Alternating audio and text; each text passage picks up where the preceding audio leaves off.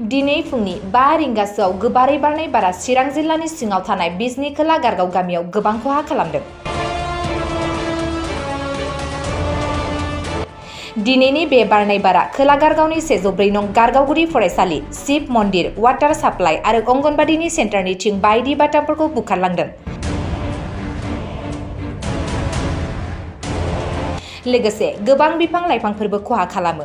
आरोबाव गारगाव इंराजि गेजेर फरायसालिनि गासै थिं आरो बाटामखौबो बुखारलाङो। बेनि थाखाय गारगावनि रायजो राजाफोरा प्रमद बर' दैदेननाय सरकारनिफ्राय अनसुंथाइ मोननो लुबैदों।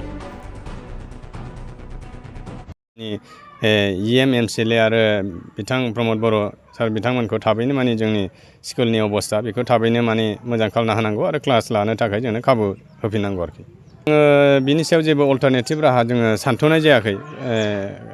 बानायफिननाय समा गोख्रैनो थाब माने जुदि एक्सन लायोबा मेक्सिमाम साननैनि गेजेरावनो माने आङो रिपेयारिं खालामनानै बेखौ माने फोजोबनो हागोन बायदिखौ आङो जि कन्डिसन बेखौ नायनानै जों सानदों आरोखि। बेबो एखे थोरला बोरलाखा जेबो थायाखै।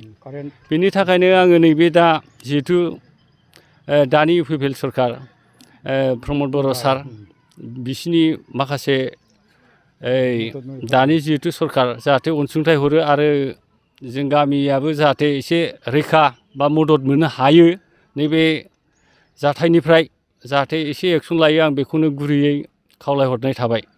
बर' खौरां नायगिरि नोंथांमोनसिम गिबियावनो फुंबिलिनि गाहाम हामलायनाय जासिगारबाय आरो नोंथांनिसिम जोंनि जि थयथ' बेखौ लांनो फैनायनि थाखाय गिबियावनो साबायखर जासिगारबाय। नंगौ नै दिनै फुंनि 5 रिंगासो समाव गोख्रों बार फैनानै माने जोंनि गारगाव एमइ स्कुल बिनि जे क्लास 8नि आरो 6नि बे मोननै खथाखौ फुरा माने गासिबो थिं बाथाम बेफोरखौ माने सिफायलांजोबबाय। सिलिं टिलिं फांखा बेफोर माने गासिबो लांखां फांखां बायजोब्बाय। दा माने क्लास रुमा जोंनिया दा क्लास लानो हानाय अबस्थायाव गैया।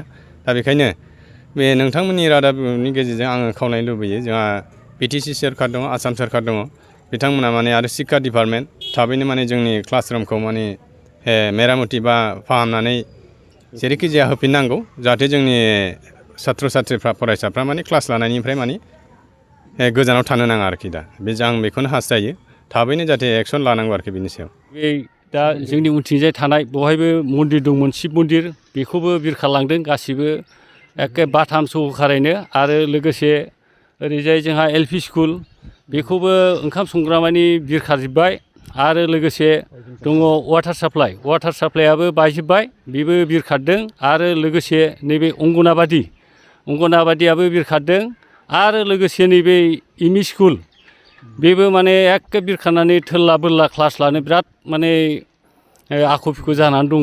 दहाय थांनाय फुङाव जेरखम अबस्था माने स्कुलनि माखासे माबायानो गैला आरो माने थिंबो गैला उरायजोबदों गासिबो माने बाथाम थाथाम माने देथाबनायफ्रा माने बिरखारजोब्बाय आरो ओरैबायदि अबस्था दा।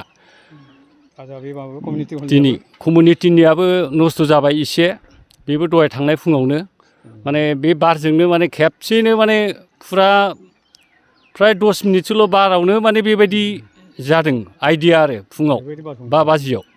दा बिनि सायाव नोंथांमोना सरकारनिसिम मा खावलायनो?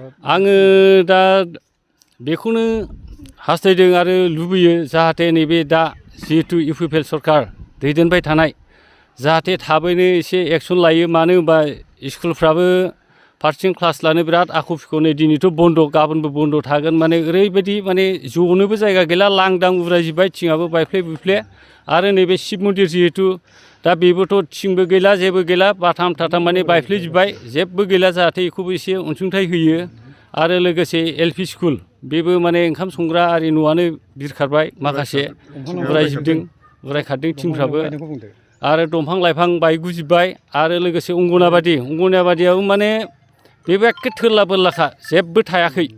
बेनि थाखायनो